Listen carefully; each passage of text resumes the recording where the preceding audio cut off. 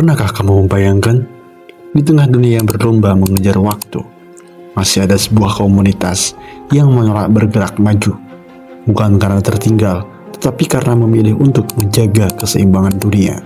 Di ujung tanah Sunda, di balik hutan lebat Kabupaten Lebak, Banten, hidup sebuah suku yang lebih tua dari banyak kerajaan, lebih konsisten dari peradaban modern, dan lebih tenang dari hiruk pikuk zaman sekarang. Mereka adalah suku Baduy. Tapi, apa yang kita tahu selama ini hanyalah permukaan. Hari ini, kita akan membuka kisah yang jarang diceritakan orang dari masa lampau hingga Baduy menghadapi dunia digital hari ini. 1. Asal-usul yang disengaja disembunyikan. Banyak buku mengatakan, suku Baduy adalah keturunan kerajaan Sunda Pajajaran.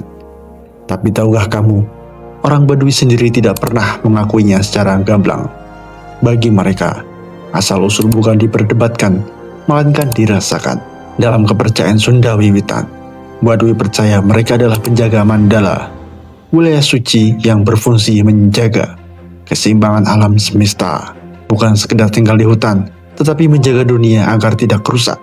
Itulah sebabnya wilayah Baduy dalam tidak boleh dimasuki sembarangan, bahkan oleh sesama orang Baduy luar.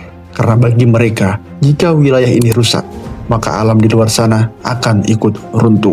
2. Larangan yang bukan sekedar aturan. Tidak naik kendaraan, tidak memakai listrik, tidak memakai alas kaki, tidak mengubah aliran sungai, tidak mencangkul tanah.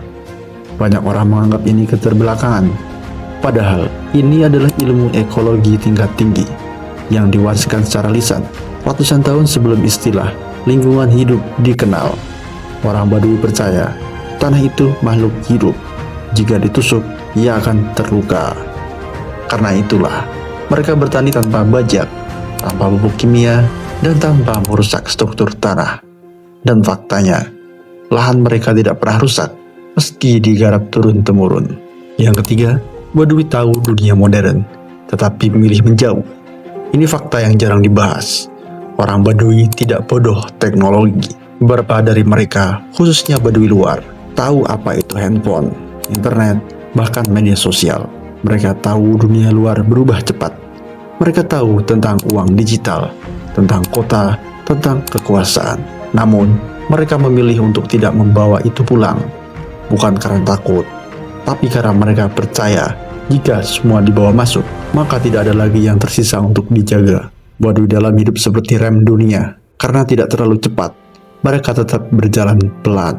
Yang keempat, tradisi Seba, pesan yang tak terucap. Setiap tahun, orang Baduy berjalan kaki puluhan kilometer untuk menemui pemerintah daerah dan pusat.